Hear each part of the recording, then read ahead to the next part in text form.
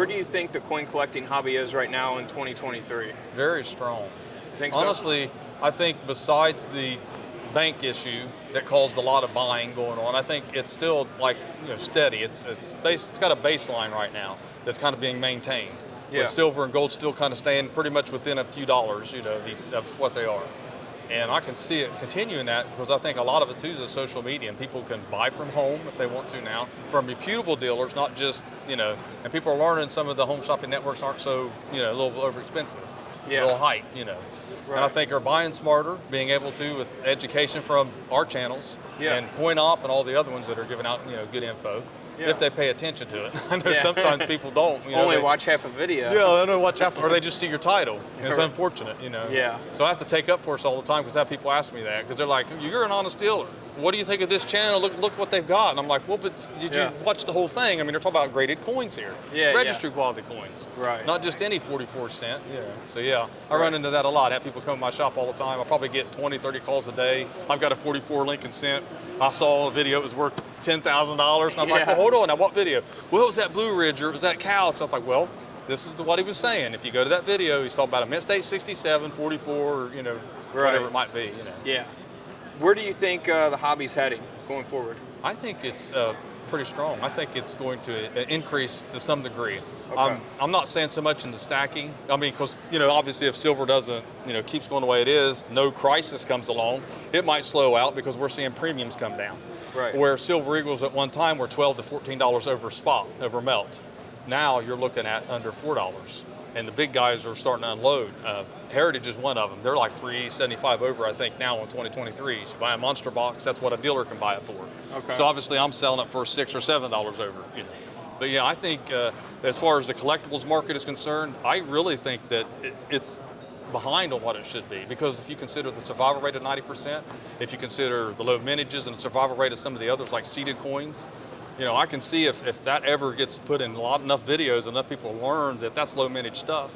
Yeah. Because I've got a seeded video I'm going to put out on seeded halves. I have an 1889, and there's only a few thousand of those that was minted, like it's 12,000. Now the survival rate, if you look at all the population, a few hundred's been graded. So there's probably only a couple thousand left. Yeah. Well, you can buy it for a few $100s right now, in the lower grades. You know as well as I do, if that was a Morgan dollar or something else that was popular, thousands. So if that ever catches on, those prices can increase. So there is that sleeper potential. Okay. Yeah.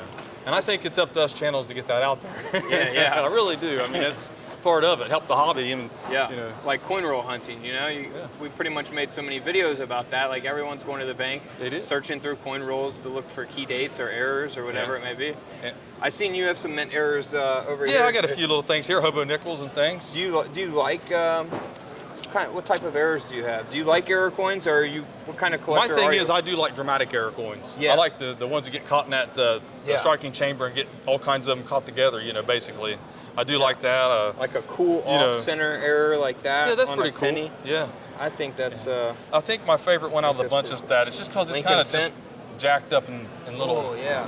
Yeah. That one is a good one. Wow.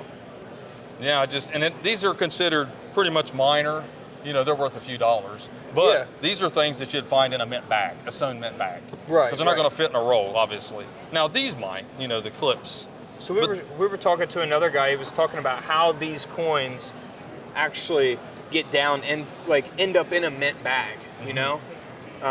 They do have riddlers. Yeah. So the riddler, he said, it's about the size of what the coin is going to be, but sometimes they can come down sideways and squeeze through there, something like this, and it would end up in a mint bag. Yeah, and it's kind of hard to think that would happen. Yeah. And I know sometimes maybe they let some go through. Yeah. Just like the 200 signed certificates of the 2023s here, the peace dollar, the mint director supposedly struck the first 200, and they put a CEO in them that she signed, or he signed it so that it would show that. Well, people are starting to find them. They never announced it, and there's a couple videos on it. So I think someone told me in one of my video comments that it was at $1,500 on eBay. Wow. So one of them was. Now I don't know. Like I said, it's only 200 of them. The coins are not different. I had a couple people email me that when they saw my video that they found theirs. They had one in theirs, and I think you have to send that sealed box into PCGS or NGC to get that designation on your coin because the coins aren't different. Yeah. I just purchased the advanced release of the Morgan M piece for 2023, which is NGC Mint State 70. You know. Yeah. So yeah. That way I just had it. I think the 70s are, that's the ones you want anyway. Most of them are going to be 69. It's like I don't need the mint packaging. Just send it to me, grade it, you know. The reverse proofs are the good ones that's going to be, I think, the good ones this time around. Oh, yeah. I can't wait to get mine. Now, I'll keep those. I like the reverse proof. What's your thoughts on the cashless society? I think we're almost cashless now. I know. I mean, all my debt's digital, right? I mean, if you want to use a credit card, I'll take a credit card, you know. I mean, I've done a lot of cash today. It's crazy. You know, we're not cashless as a coin show yet, but I can see digital because, I mean, if we have codes on everything, I'm not saying I do yet, but you could. You know as well as I do. You can put a code on all this. Someone walk up to your thing and say, I want this, this, and this, and basically their phone will you'll charge them, and they'll walk on off. And they've got, what is it, like Amazon beta stores? They had it one in California?